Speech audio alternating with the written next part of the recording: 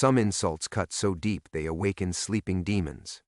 The air hung thick and suffocating in that Medellin warehouse, heavy with cigarette smoke and the kind of tension that makes smart men stupid. Maria Santos pressed herself against the shadows, her camera hidden, documenting what she thought would be just another cartel meeting. She'd spent 15 years making films about Colombia's drug wars, but nothing had prepared her for this moment. Eduardo Vasquez, a man whose cruelty was legendary even among killers, stood before 30 of the most dangerous people in South America, laughing as he described Dixon Blanco's death. "The little prince," he sneered, "died begging like his whore mother taught him." The room erupted in nervous laughter, but Maria felt her blood turn to ice. She knew Dixon, not just as Griselda Blanco's son, but as the brother she'd never been allowed to claim.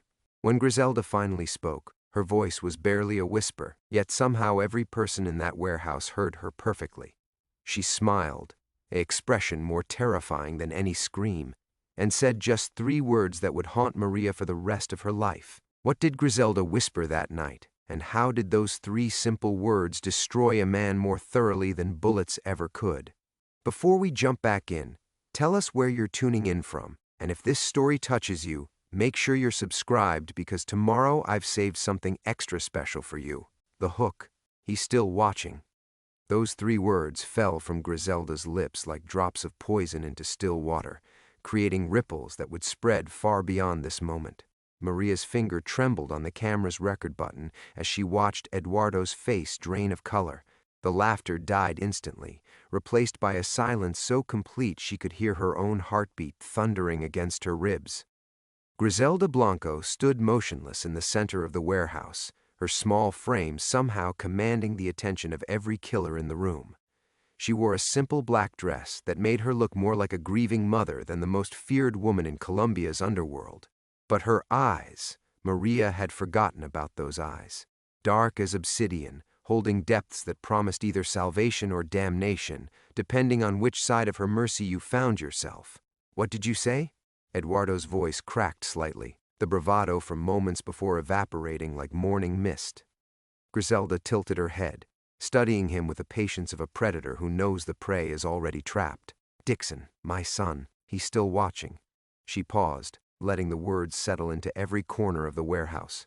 "He sees everything you've taken from his friends. Every debt you've forgotten to pay, every promise you've broken since the day you put that bullet in his head." Maria pressed herself deeper into the shadows, her filmmaker's instincts warring with something more primal, the terror of a child who'd spent her entire life hiding from this world. She'd come to Medellin with a simple plan: document the truth about Dixon's death, get closure for the brother she'd never known, and return to her safe life in Miami. But watching Griselda work, seeing the surgical precision with which she dismantled a man's courage with nothing but words, Maria realized she'd stumbled into something far more dangerous than a drug war. This was personal. Eduardo tried to laugh, but the sound came out strangled. "You're talking about ghosts, vieja. Your son is dead. I made sure of that." The temperature in the warehouse seemed to drop 10 degrees. Several of the men shifted uncomfortably, hands drifting toward concealed weapons, not to use them, but for comfort. Maria recognized the gesture. She'd seen it in war zones, in the moments before everything went to hell. "Dead, yes," Griselda agreed, her voice taking on an almost conversational tone. "But you know what's interesting about the dead, Eduardo?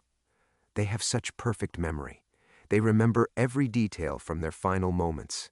The smell of their killer's cologne, the nervous sweat, the way a man's hand shakes when he's shooting someone he knows he shouldn't." Eduardo's hand was shaking now. Maria zoomed in on it through her hidden lens, capturing the tremor that betrayed his growing fear. "You want to know what else the dead remember?" Griselda continued, beginning to walk slowly around Eduardo like a shark circling wounded prey. "They remember secrets, things they saw but never got to tell. Bank account numbers written on scraps of paper, hidden recording devices, the faces of people who were supposed to be loyal friends but who whispered locations to enemies." With each word, Eduardo seemed to shrink. Maria had seen interrogations before, had filmed confessions extracted through torture and brutality, but this was something else entirely. Griselda wasn't breaking Eduardo's body. She was systematically dismantling his soul. "I don't know what game you're playing," Eduardo managed, but his voice carried no conviction. "No game," Griselda replied, stopping directly in front of him. "Just a mother having a conversation with her son's killer. You see, Dixon told me something interesting last night. In my dreams. He told me about a warehouse in Envigado, building number 47. He said you've been skimming from the Ochoa family shipments. 20% off the top, wasn't it?" The color drained completely from Eduardo's face. Maria felt her own stomach lurch, not from the accusation, but from the impossible certainty in Griselda's voice. There was no way she could know that. No way anyone could know that, unless... "He also mentioned your little problem with the Cali cartel," Griselda continued, her voice never rising above a whisper. "How you've been selling them information about our routes in exchange for protection. Funny thing about protection money, it only works if the people you're betraying don't find out." Eduardo's knees buckled. He caught himself on a nearby crate, sweat pouring down his face despite the warehouse's chill. "How could you possibly—" "I told you," Griselda said, her smile returning. That terrible, knowing smile that made Maria's skin crawl. He's still watching. The warehouse erupted into chaos as Eduardo's men began backing away from him, their loyalty evaporating like smoke. In the criminal underworld, betrayal was a death sentence, and Griselda had just painted a target on Eduardo's back with information that should have been impossible to obtain. Through her camera lens, Maria watched a man's empire crumble in real time, destroyed not by bullets or bombs, but by the surgical application of fear and perfectly placed truth. And somewhere in the darkness, she could swear she felt Dixon watching too. Maria's hands wouldn't stop shaking as she navigated the crowded streets of Medellin, the camera equipment bag heavy against her shoulder, feeling like evidence of a crime she'd witnessed but couldn't yet comprehend. The morning sun beat down mercilessly, but she couldn't shake the chill that had settled into her bones during those terrifying minutes in the warehouse. Every face in the crowd seemed to carry a threat. Every vendor's shout made her jump. She needed to call Sofia. The payphone outside the Hotel Nutibara offered some semblance of privacy, though Maria knew better than to trust any line in this city. She fed coins into the slot with trembling fingers, each metallic clink echoing her heartbeat as she dialed her daughter's number in Miami. "Mom?" Sofia's voice carried that particular blend of affection and exasperation that only a 16-year-old could master. "You know I'm trying to finish my summer reading before school starts, right? The Great Gatsby isn't exactly riveting stuff." The normalcy of the complaint nearly brought tears to Maria's eyes. Here was her real world. Homework deadlines, teenage complaints, the comfortable chaos of suburban life. Not warehouses filled with killers. Not women who spoke to the dead. Not the suffocating weight of family secrets that could destroy everything she'd built. "I just wanted to hear your voice, mija," Maria said, leaning against the phone booth's glass wall. "How was your night? Did you remember to eat something other than cereal for dinner?" "Mom, you've been gone 3 days. I managed to survive the first 15 years of my life. I think I can handle a few weeks without supervision." But Sofia's voice softened. "Are you okay? You sound weird." Maria closed her eyes, seeing again Griselda's terrible smile, hearing Eduardo's broken whimper as his world collapsed around him. How could she explain that she'd just watched a ghost take revenge? How could she tell Sofia that everything they'd built together, their quiet life in Coral Gables, the carefully constructed story about Maria's past, the safety they'd carved out of nothing, might all be built on lies that were finally catching up with them? Just tired, Maria lied. The altitude here is different, and the interviews have been intense. That, at least, was true, though interview was a generous term for what she'd witnessed. She'd come to Colombia to make a documentary about the human cost of the drug trade, using Dixon Blanco's death as a way to explore how violence rippled through families and communities. The story had been approved by her editor at PBS, funded by a small but respectable grant, and represented exactly the kind of serious journalism that had built her reputation over the past decade. What she hadn't told anyone, not her editor, not the grant committee, certainly not Sofia, was that Dixon Blanco was her half-brother. Maria had been born Maria Blanco in a Cartagena hospital 45 years ago, the product of one of Griselda's brief, violent relationships with a man whose name had been lost to time and deliberate forgetting. She'd been given away at birth to American missionaries, adopted by the Santos family in Miami, raised in ignorance of her true parentage until a chance photograph in a newspaper had sent her world spinning off its axis. The caption had read, "Drug Queen's son murdered in Medellin," but it was the boy's eyes in the grainy photo that had stopped her heart. Eyes exactly like her own, carrying the same stubborn intelligence, the same hint of sadness. Those eyes had haunted her dreams for months. Dixon Blanco had died at 23, gunned down outside a Medellin nightclub by rivals who wanted to send a message to his mother. Maria Santos lived safely in Miami, raising her daughter, building documentaries that mattered, keeping her real name buried so deep that sometimes she almost forgot it herself. Almost. "Mom, you're breathing funny," Sophia said, her voice carrying genuine concern now. "What's really going on? And don't say it's the altitude because you filmed in the Andes before." Maria's daughter had inherited more than just her mother's dark eyes and stubborn chin. She'd gotten the journalist's instinct for detecting lies, the ability to hear what wasn't being said.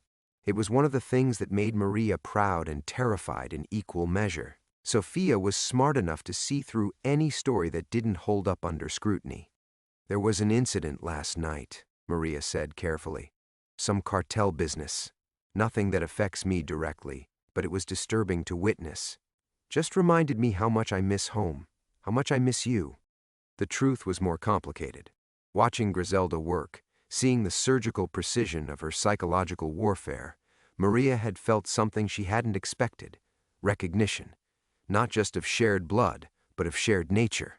The cold calculation, the patient observation, the willingness to wait and watch until the perfect moment to strike. Weren't those the same qualities that made her a successful documentary filmmaker? The same instincts she used to earn her subjects' trust before exposing their secrets to the world? The thought made her stomach churn. "Promise me you're being careful," Sophia said. "I know you think you're invincible behind that camera, but you're not. Come home in one piece, okay? I need someone to help me understand why Gatsby thinks staring at green lights is a personality trait." Despite everything, Maria smiled. This was what she was fighting to protect. This normal, beautiful, ordinary world where the biggest crisis was teenage literary confusion. "I promise," she said, though the words tasted like ash. But as she hung up the phone, Maria knew she was lying. She couldn't leave now. Not when she was so close to understanding the truth about Dixon's death. Not when she'd finally seen Griselda in action, witnessed the terrible precision of her mother's love and rage. She shouldered her camera bag and walked back into the heat, back toward the heart of a war she was only beginning to understand.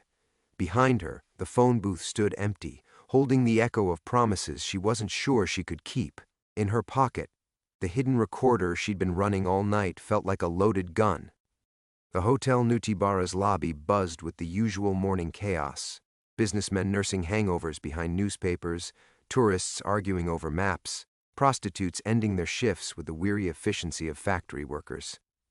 Maria moved through the crowd like a ghost, hyper-aware of every face, every gesture that might signal recognition or threat. The recorder in her pocket seemed to pulse against her ribs with each step, a digital heartbeat carrying evidence that could topple governments or get her killed.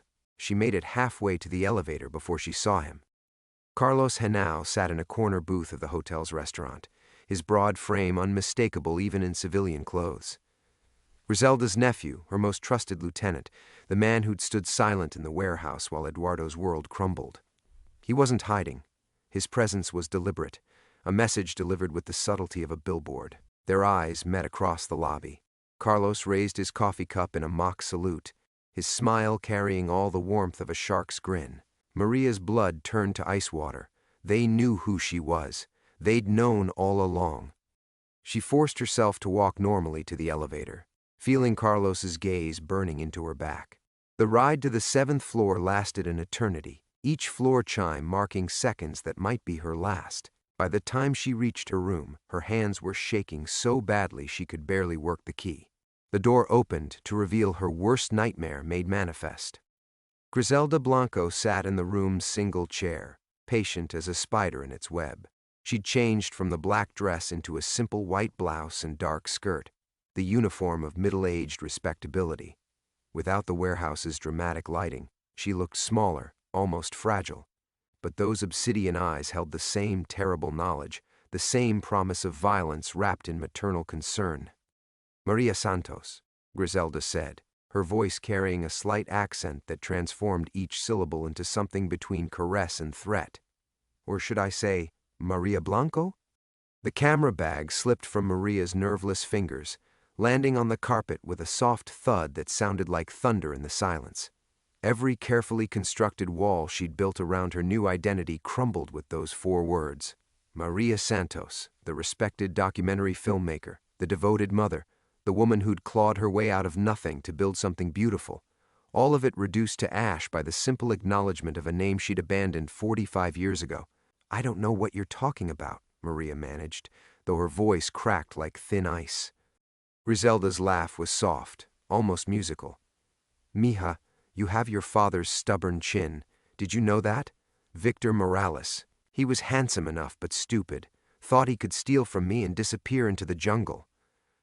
She paused, studying Maria's face with clinical interest. "I found him, of course, but by then you were already gone. The missionaries were very thorough about covering their tracks." The room spun slightly. Maria gripped the doorframe, fighting the urge to run. Where could she go? If Griselda had found her here, in a hotel registered under her legal name with documentation that had fooled customs officials, then nowhere was safe. The woman who'd reduced Eduardo to a whimpering shell with nothing but words wouldn't need much effort to destroy one documentary filmmaker. "What do you want?" Maria whispered. "Want?" Griselda tilted her head, the gesture eerily reminiscent of a bird of prey examining its meal. "I want what any mother wants, to protect her children, to honor her dead, to see justice done." She stood slowly, smoothing her skirt with hands that had ordered countless deaths. "You came here to learn about Dixon's death. Why?" The truth sat in Maria's throat like broken glass. She could lie, invent some professional interest, claim journalistic objectivity. But those eyes, her mother's eyes, seemed to see through every possible deception. "He was my brother," Maria said, the admission tearing something vital inside her chest. "Yes," Griselda said simply. "He was. And now he's gone. And you're here. And Eduardo Vasquez is about to discover that some debts follow you into hell itself." She moved closer, close enough that Maria could smell her perfume, something expensive and floral that belonged in gardens, not warehouses. "The question is, what are you going to do about it? I don't understand." "You have a choice, Mija. You can pack your cameras and run back to Miami, back to your pretty daughter and your safe little life. Forget you ever had a brother named Dixon. Forget you ever saw justice served in a warehouse last night." Griselda's voice dropped to a whisper. "Or you can help me finish what that pendejo started when he put a bullet in my son's head." Maria's world balanced on a knife's edge. Behind her lay everything she'd built. Sophia's future, her career, the carefully constructed normalcy that had taken decades to create. Ahead lay a path that led into darkness, into a war that devoured everything it touched. In her pocket, the recorder held secrets that could change everything. The choice was hers. The silence stretched between them like a chasm, and Maria felt herself falling into it. Her hands found the edge of the dresser behind her, gripping the wood until her knuckles went white. The recorder in her pocket seemed to burn against her ribs, evidence of horrors she'd witnessed, secrets that could destroy lives, including her own. "I need time," Maria said finally, her voice barely above a whisper. Griselda's expression didn't change, but something flickered in those dark eyes. Disappointment, perhaps, or the cold recognition of weakness. "Time," she repeated, as if tasting the word. How much time did Dixon have when Eduardo put that gun to his head? How much time did he have to beg for his life? The words hit Maria like physical blows. She closed her eyes, but that only made it worse. Behind her lids, she saw Sophia's face, heard her daughter's laugh echoing across their quiet Coral Gables home. Sophia, who had no idea her mother was anything other than Maria Santos, PBS documentary filmmaker, who had built her identity on exposing truth while living the biggest lie of all. "My daughter," Maria began. Is safe, Griselda cut her off. For now. Beautiful girl. 16, yes? Good student. Wants to study journalism at Columbia. The casual display of knowledge sent ice through Maria's veins. She thinks her mother is in Columbia making a film about social justice. Very noble, very naive. The threat hung in the air like smoke from a funeral pyre. Maria's breath came in short, sharp gasps as the full weight of her situation crashed over her. There was no running from this. No amount of careful documentation or false names that could protect Sophia from a woman who commanded armies, who could reach across continents to settle debts written in blood. You would hurt a child? Maria asked, though she already knew the answer. I would protect my family, Griselda replied, as any mother would, as any mother should. She moved to the window, gazing down at the bustling street below with the air of a general surveying a battlefield. Eduardo Vasquez has 2 daughters himself, 15 and 13. They attend Sacred Heart Academy in Bogotá. Lovely girls. They have no idea their father murdered their classmate's brother. Maria's stomach lurched. The implication was clear. This war wouldn't stop with Eduardo. It would spread like cancer, consuming everyone in its path until the debt was paid in full, unless she acted, unless she chose a side. But choosing meant abandoning everything she'd fought to become. Maria Santos was a woman of principle, someone who documented injustice without participating in it, who exposed corruption from the safety of ethical distance. Maria Blanco would be something else entirely. An accomplice to vengeance, a participant in the machinery of violence that had already claimed too many lives. I'm not a killer, Maria said, the words feeling hollow even as she spoke them. Neither was I once, Griselda replied without turning from the window. I was a girl from the slums who wanted pretty things and a man who wouldn't hit me. But the world teaches us what we need to become to survive. She faced Maria again, and for a moment her mask slipped. Beneath the cold calculation, Maria glimpsed something raw and wounded, a mother's grief, as sharp and terrible as broken glass. They took my son, my firstborn, the only thing in this God-forsaken world that mattered more than my own life. The pain in those words was so naked, so honest, that Maria felt her carefully constructed defenses beginning to crumble. This wasn't just about revenge, it was about love, the same desperate, protective love she felt for Sophia, the same willingness to burn the world down if anyone threatened what mattered most. What exactly are you asking me to do? Maria heard herself say, though part of her recoiled at the question. Griselda's smile returned, but it was different now. Warmer, more genuine. For the first time since entering the room, she looked less like a predator and more like a mother. What you do best, Mia. Watch, record, document the truth. She gestured toward Maria's abandoned camera bag. Eduardo thinks last night was the end. He thinks he can disappear into the jungle, hide behind his cartel connections, wait for my grief to make me careless. He doesn't understand that this is just the beginning. And if I refuse? The warmth vanished from Griselda's eyes as quickly as it had appeared. Then you pack your cameras and leave Columbia. Today, you go back to Miami and forget you ever had a brother named Dixon, forget you ever learned the truth about what happened to him. She paused, letting the weight of her words settle. And you spend the rest of your life wondering when someone might remember that Maria Santos used to be Maria Blanco. The choice hung between them like a blade. Maria thought of Sophia, probably still struggling with Gatsby and summer reading, safe in their normal world. Then she thought of Dixon, a brother she'd never known, who died alone and afraid while his killer walked free. In her pocket, the recorder waited. Evidence of justice served, or the first chapter of something far darker. How long do I have to decide? Maria asked. Until sunset, Griselda replied. Then Eduardo's trail goes cold, and the chance for justice dies with it. She moved toward the door, pausing with her hand on the knob. Choose carefully, mija. Some decisions echo through generations. The door closed with a soft click, leaving Maria alone with the weight of blood and consequence pressing down like Colombian sky before a storm. The minutes crawled by like dying things. Maria stood frozen in the center of her hotel room, watching shadows creep across the floor as the sun traced its merciless arc toward the western mountains. Each tick of the bedside clock marked another second closer to a choice that would shatter one life or another. Sophia's peaceful existence in Miami, or Dixon's demand for justice from beyond the grave. She tried calling home twice. Both times, her finger hovered over Sophia's number before she canceled the call. What could she say? "Hello, sweetheart. I just discovered I'm the daughter of the most dangerous woman in Colombia. And by the way, you have a dead uncle you've never heard of?" Some truths were too large for telephone lines, too toxic for a 16-year-old's world of homework and college applications. Instead, Maria found herself pulling out her camera, the weight of it familiar and comforting in her hands.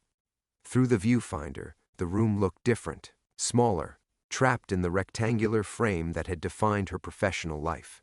She'd spent 15 years documenting other people's pain, other people's choices, always the observer, never the participant. The camera was her shield, her excuse, her way of touching horror without being consumed by it. But the lens couldn't protect her now. She ejected the tape from last night. The warehouse, Eduardo's humiliation, Griselda's terrible precision. Hours of footage that could destroy governments or start wars depending on who watched it. Her hands shook as she labeled it with clinical detachment, Colombia investigation, Day 3, subject, G. Blanco, as if reducing her mother to a research subject could somehow make this easier. The irony wasn't lost on her. She'd come to Colombia hunting Dixon's story, drawn by those familiar eyes in a newspaper photo. She'd wanted to understand the human cost of violence, to give voice to the forgotten victims. Now she was both filmmaker and subject, hunter and prey, daughter of the dead and child of the killer. At 4 o'clock, she tried to eat something from room service. The food turned to ash in her mouth. At 5, she called her editor at PBS, listening to his enthusiastic questions about footage and interview schedules while her world burned down around her. She heard herself making appropriate responses, professional commitments, promises about delivery dates. The words came from some automated part of her brain while the rest of her spiraled into the abyss. Choose carefully, mija. Some decisions echo through generations. Griselda's voice haunted every corner of the room. Maria could still smell her perfume, could still feel the weight of those obsidian eyes measuring her soul. How many other children had been abandoned to protect them from this life? How many other Maria Blancos were scattered across the world, living borrowed names and borrowed lives, never knowing they carried violence in their blood? The sun touched the mountains at 6:30. Orange light flooded the hotel room, painting everything the color of fire. Maria stood at the window, watching Medellin transform in the dying light. Somewhere out there, Eduardo Vasquez was probably planning his escape, thinking he'd survived Griselda Blanco's wrath with nothing more than wounded pride. He had no idea that his real punishment was just beginning. Below in the street, she spotted Carlos Henao leaning against a car, patient as death, waiting for her decision, waiting to see if she would emerge as Maria Santos with her camera bag and plane ticket, or as something else entirely. Maria thought of Dixon, 23 years old, gunned down outside a nightclub for the crime of being Griselda's son. Had he looked like their father? Had he inherited that stubborn chin, those dark eyes that saw too much? She would never know. Eduardo Vasquez had stolen that possibility along with everything else. She thought of Sophia, safe in their Coral Gables home, probably curled up with homework and headphones, living the normal life Maria had fought so hard to build. That normal life had been purchased with lies, but they were good lies, protective lies, the kind that let children sleep soundly while their mothers carried darkness. At 6:45, Maria made her choice. She loaded fresh tape into her camera and checked the battery levels. Methodically, she packed her equipment bag, extra lenses, backup recorder, the small digital camera she used for reference shots. Her hands moved with professional efficiency, muscle memory taking over while her mind went quiet and cold. She left the PBS business cards on the dresser, left the return plane ticket, left the last traces of the woman who'd flown to Colombia 3 days ago believing in the comfortable fiction of objective journalism. When she walked out of the Hotel Nutibara into the gathering dusk, Carlos Henao straightened from his car. Their eyes met across the street, and Maria gave a single, sharp nod. There was no going back now. Maria Santos was dead. What emerged from her ashes remained to be seen. Carlos opened the passenger door without a word, his weathered face betraying nothing. As Maria slid into the car, she caught sight of her reflection in the side mirror. Same face, same dark eyes, but something fundamental had shifted. The woman staring back looked harder, older, marked by choices that couldn't be unmade. The car pulled away from the hotel, joining the evening traffic that flowed through Medellin's arteries like blood. Carlos drove with the casual competence of someone who knew these streets intimately, weaving between buses, belching diesel smoke, and motorcycles loaded with entire families. The city outside the windows pulsed with life, vendors hawking fruit from wooden carts, children playing soccer in narrow alleys, couples stealing kisses in doorways shadowed by falling night. "Where are we going?"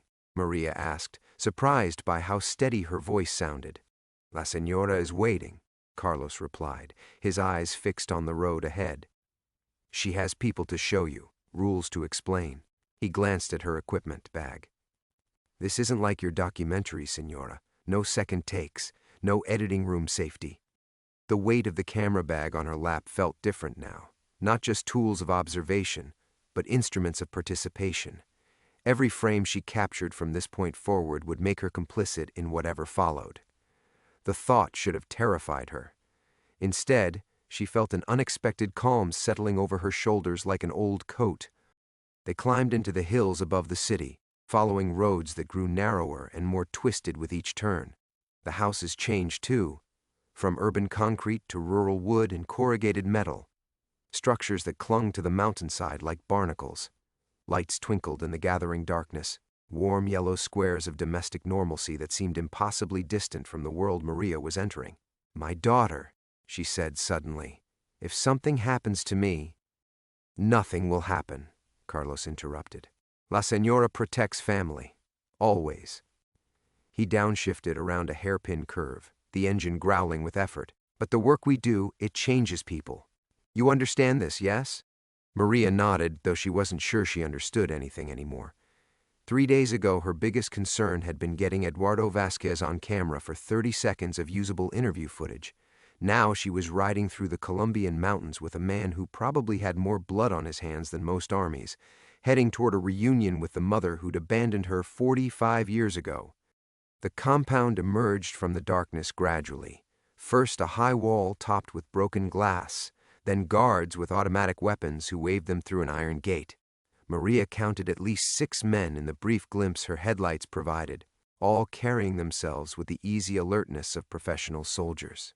This wasn't just a house, it was a fortress. Carlos parked beside a fountain where water trickled over carved stone angels, their faces worn smooth by time and weather. The sound should have been peaceful, but in this context it felt ominous, a gentle melody playing over preparations for war. "Remember," Carlos said as he killed the engine, "everyone here has lost someone to Eduardo's organization. They don't trust outsiders, even family." He studied her face in the dashboard light. "Show no weakness, ask no mercy. They respect strength, nothing else." The front door opened before they reached it, revealing a woman in her 30s with intelligent eyes and surgical scars along her left temple. She wore jeans and a simple blouse, but the beretta holstered at her hip suggested this was no ordinary household staff. "Isabella Moreno," the woman said by way of introduction, extending her hand. "I coordinate intelligence operations." Her grip was firm, calloused. "La Señora told me about you. We've been tracking Eduardo's movements since the warehouse. He's getting desperate." They followed Isabella through rooms that mixed domesticity with militarization. Family photos on tables beside radio equipment. Children's drawings taped to walls next to detailed maps marked with colored pins. The cognitive dissonance was jarring, this collision of maternal love and lethal purpose. "How many people work for my mother?" Maria asked. "Directly? Maybe 40, but she has connections throughout the cartels, the government, the military." Isabella paused at a doorway, studying Maria with frank curiosity. "Blood doesn't guarantee loyalty here. You'll have to prove yourself like anyone else." They entered what had once been a dining room but now served as a command center. Maps covered every wall. Medellin, Colombia shipping routes through the Caribbean. A dozen people worked at tables scattered throughout the space, some barely out of their teens, others gray-haired veterans with prison tattoos and thousand-yard stares. All of them looked up when Maria entered, their assessment instant and unforgiving.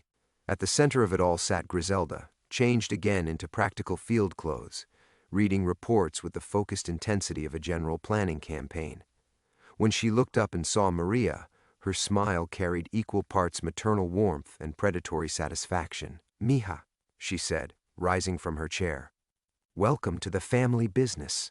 The words echoed through the room like a benediction, and Maria realized she was about to learn exactly what those words meant. The silence stretched taut as a wire, 12 pairs of eyes dissecting Maria with the clinical precision of coroners examining evidence.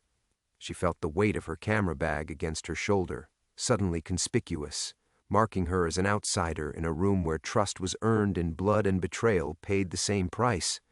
"This is Maria," Griselda announced to the room, her voice carrying the authority of someone accustomed to absolute obedience. "Dixon's sister. She'll be documenting Eduardo's reckoning." A man with silver temples and rope-burn scars on his neck looked up from a stack of surveillance photos. "The Gringa journalist? You sure about this, Jeffa?"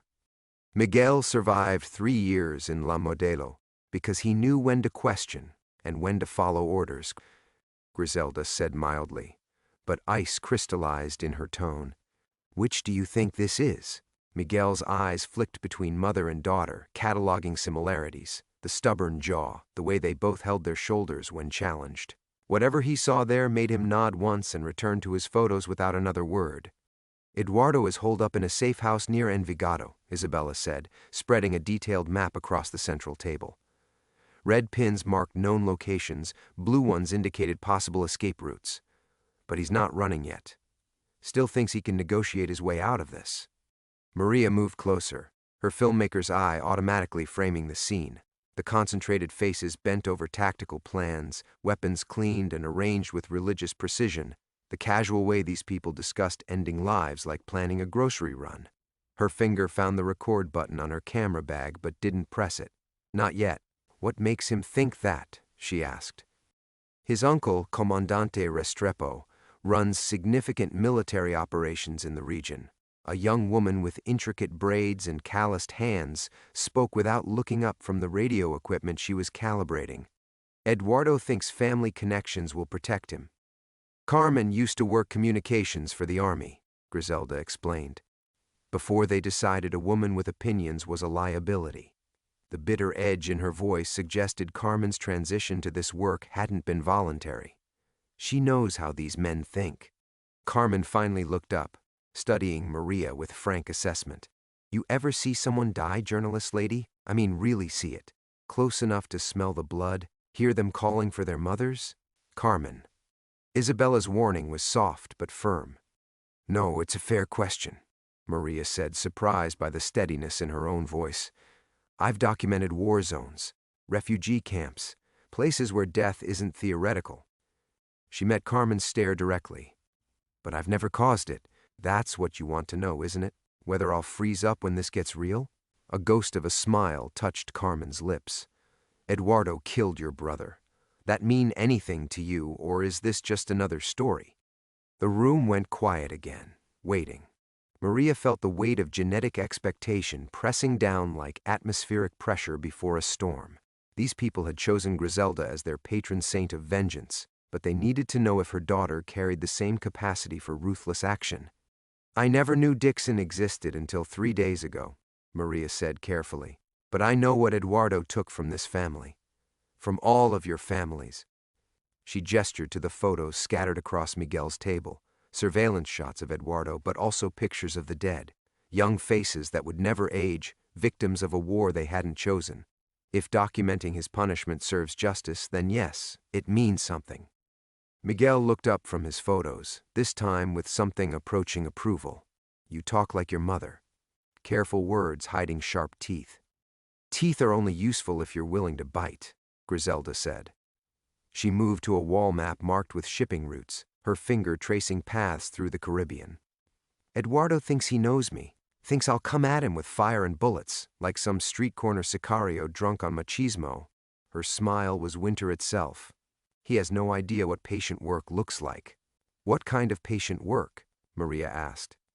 The kind that starts with understanding your enemy's weaknesses. Griselda nodded to Isabella, who began pulling files from a secured cabinet. Eduardo has a cocaine shipment leaving Cartagena tomorrow night. 2 tons, bound for Miami. Street value around $60 million. Isabella spread shipping manifests and port authority documents across the table. If that shipment disappears, Eduardo can't pay his suppliers, can't pay his soldiers. His whole organization starts eating itself from the inside. And if his uncle, the Comandante, discovers Eduardo has been skimming military transport funds to finance personal vendettas, Carmen's smile was sharp as broken glass. Well, family loyalty only extends so far.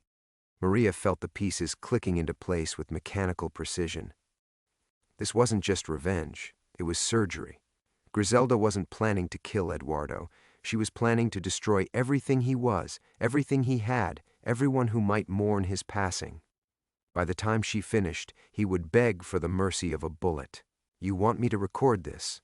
Maria said. "Not a question. I want you to witness it," Griselda replied. "Every frame, every consequence. The world should know what happens to those who harm my children." The room hummed with predatory anticipation, and Maria realized she was no longer deciding whether to participate. She was already in. The convoy rolled through Cartagena's industrial district at 3 in the morning, 18-wheelers loaded with legitimate cargo masking the fortune in white powder hidden in their bellies.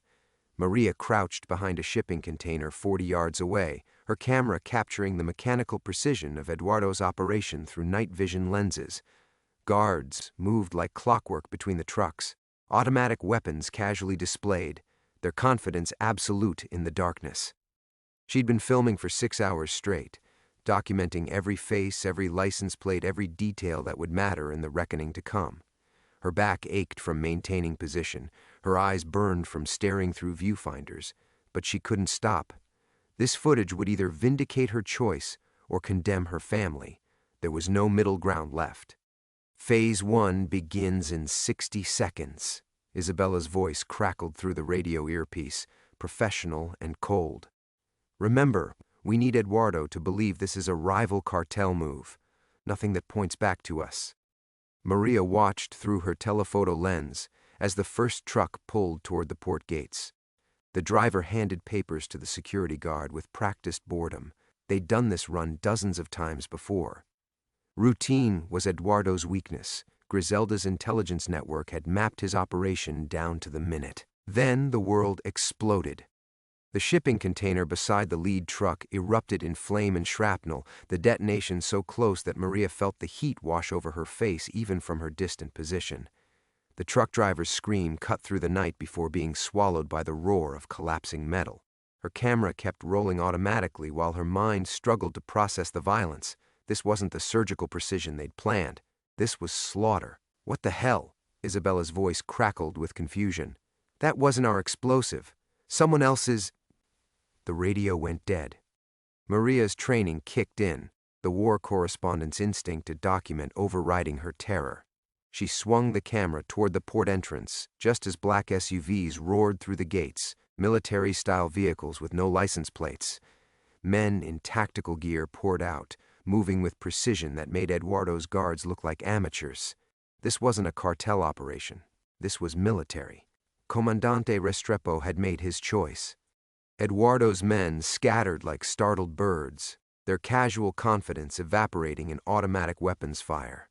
Maria watched through her lens as the nephew who'd thought family would protect him stumbled from the port office, his white guayabera splattered with someone else's blood.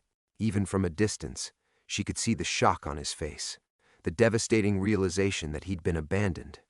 Her camera followed him as he ran toward the remaining trucks, desperate to salvage something from the wreckage. But the military team had positioned themselves with tactical precision, cutting off every escape route. Eduardo was being herded like prey, driven toward a specific destination with methodical efficiency. That's when Maria understood. This wasn't Comandante Restrepo cleaning house. This was Griselda's plan, executed through channels Maria couldn't even comprehend. Her mother hadn't just stolen Eduardo's shipment, She'd turned his own family against him, using leverage that cut deeper than blood. The radio crackled back to life. "Maria, you need to move, now." Isabella's voice carried urgency bordering on panic. Eduardo broke free. "He's heading your way." Maria looked up from her viewfinder to see a figure scrambling over the shipping containers, moving with the desperate agility of a man who knew death was behind him. Eduardo Vasquez, the cartel boss who'd laughed at Dixon's memory, was running directly toward her position. Her finger hovered over the stop button on her camera. Every instinct screamed at her to run, to disappear into the industrial maze before Eduardo discovered her presence. She was a documentarian, not a soldier. Her job was to record, not participate. But as Eduardo dropped from the container 10 feet away, his eyes wild with panic and rage, Maria realized that distinction had just been obliterated. He saw her camera, saw the telephoto lens pointed at his ruined empire, and his face transformed into something bestial. "You fucking bitch," he snarled, pulling a pistol from his waistband. "You think you can watch me burn like some kind of movie?"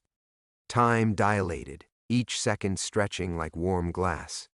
Maria could see the gun barrel tracking toward her head, could see Eduardo's finger tightening on the trigger, could see her own death reflected in his rage-filled eyes. Behind him, the port burned like a vision of hell, smoke and flame painting the night in shades of judgment. She thought of Dixon, gunned down for the crime of being Griselda's son. She thought of Sophia, sleeping safely in Miami, protected by lies that were about to be revealed as inadequate armor. She thought of all the choices that had led to this moment, 45 years of running from a legacy that had finally caught up. The camera kept rolling as Eduardo's finger completed its journey toward the trigger. Whatever happened next would be preserved forever, one way or another. Maria Santos closed her eyes and discovered what it meant to be a Blanco. The gunshot cracked through the night like breaking bone, but the bullet that should have ended Maria's life went wide, sparking off concrete as Eduardo's aim jerked sideways. He was screaming something in rapid Spanish, clutching his shoulder where blood seeped between his fingers. Someone else's shot had found him first. Maria's eyes snapped open to see Isabella emerging from the smoke, rifle raised, her face carved from stone. "Move!" she shouted, but Maria's legs had turned to water. The camera slipped from her numb fingers, $40,000 of equipment shattering against the concrete, along with 6 hours of irreplaceable footage. Everything, all of it, gone. Eduardo staggered backward, his wounded arm hanging useless, but his left hand still gripped the pistol. Wild-eyed and bleeding, he swung it toward Isabella, then back to Maria, like a cornered animal, unsure which threat to eliminate first. Behind him, the port continued burning, his empire reduced to smoke and twisted metal, but he still had bullets and nothing left to lose. "You Blanco whores think you're so fucking smart," he snarled, blood foaming at the corners of his mouth. "Your precious Dixon died screaming for his mama, begged like a dog before I put him down." The words hit Maria like physical blows. She watched Dixon, a brother she'd never known, die again in Eduardo's taunting voice, and something fundamental cracked inside her chest. All her careful professional distance, all her documentary objectivity, all her desperate attempts to remain separate from this world of blood and vengeance, it all shattered like her camera on the concrete. "You killed him," she whispered, the words scraping raw from her throat. "I killed him slow." Eduardo laughed, a wet, horrible sound, made sure he knew what was coming. "Just like I'm going to—" The second gunshot came from somewhere behind Maria, the bullet catching Eduardo's center mass and spinning him around like a broken marionette. He dropped to his knees, then forward onto his face, the pistol skittering away across the oil-stained concrete. Maria turned to see Griselda stepping from behind a shipping container, smoking pistol held steady in a two-handed grip. Her face was calm, almost serene, as she walked over and put 2 more bullets into Eduardo's skull with methodical precision. "Insurance shots, professional work. Nobody threatens my daughter," she said simply, holstering the weapon. But the victory felt hollow, poisoned by what had been lost.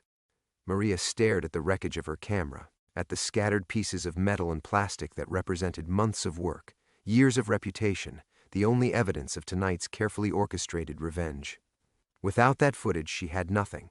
No proof, no story. No way to explain to the world what Eduardo Vasquez had done or what justice looked like when the law failed. The documentation, Maria said numbly. It's all destroyed. Everything we needed to… Mija. Griselda's voice was gentle but firm. This was never about documentation. The words landed like ice water. Maria looked from her mother to Isabella, seeing something in their faces that chilled her more than Eduardo's gun ever had. They'd known the camera would be destroyed, known she would lose everything she'd brought here from her old life. You planned this, Maria breathed. You wanted me to lose the footage, to lose my objectivity, to become family, Griselda finished. You cannot document wolves from the outside, Mija. You can only run with the pack or be eaten by it. Sirens wailed in the distance. Military, police, impossible to tell which. The port blazed like a funeral pyre, casting dancing shadows across Eduardo's corpse and the ruins of Maria's carefully constructed identity. Isabella was already moving, gathering shell casings with practiced efficiency, while Griselda calmly lit a cigarette. We need to go, Isabella said. The cleanup teams will handle the rest, but we can't be found here. Maria knelt beside her broken camera, touching the shattered lens that had been her window into the world for 20 years. The professional distance it provided, the barrier between herself and the stories she told, all of it gone. When she looked up, her reflection stared back from a piece of the broken viewfinder, and she saw her mother's eyes looking back at her. My daughter, she whispered, thinking of Sophia sleeping safely in Miami. When she finds out what I've become, she'll understand, Griselda said, helping Maria to her feet. Or she won't, but you can't protect her from the truth forever. The Blanco blood runs in her veins too. The sirens were getting closer. Maria let herself be led away from the wreckage, away from Eduardo's corpse, away from everything she'd thought she was before tonight. Her hands were steady now, no longer shaking, and she realized with dawning horror that the steadiness came from acceptance. She was no longer documenting the story. She was becoming it. And somewhere in the smoke and shadows of Cartagena's burning port, Maria Santos, the objective journalist, the professional observer, the woman who recorded other people's violence from behind a camera lens, died as completely as Eduardo Vasquez. What walked away with Griselda Blanco was something else entirely.